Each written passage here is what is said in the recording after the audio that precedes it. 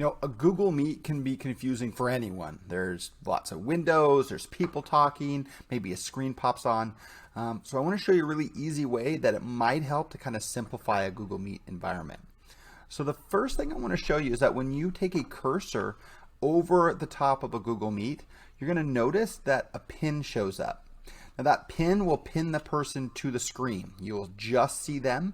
Doesn't matter the audio, doesn't matter what's around. So if you look at my Google Meet right now, I've got like different versions of myself and it's just not really easy to follow. So I'm going to take my cursor and I want to use the one with the best picture quality. I'm going to come right over here to this one and I notice that pin pops up. So I'm going to go ahead and pin myself to the screen.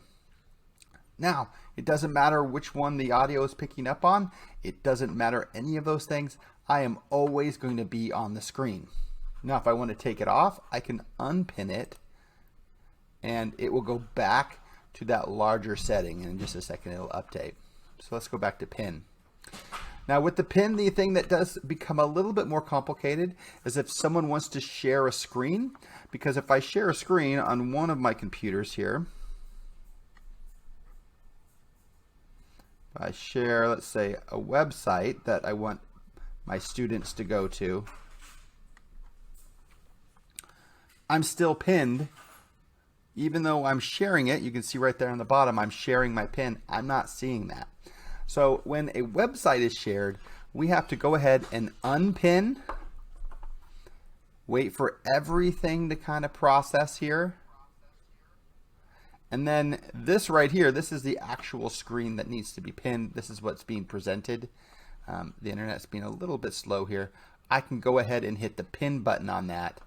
And you can see I'm pinned there. So I cannot see any of the pictures around it and the video. That isn't the best option because it's still kind of nice to see the teacher and the thing that's being pinned.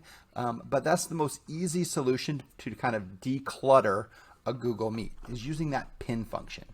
And so I'm seeing what's being presented. If the teacher goes and changes their screen, it's also changing. And then when the teacher is done presenting, I can go ahead and unpin and then pin myself back up, or pin, in this case, the teacher back up.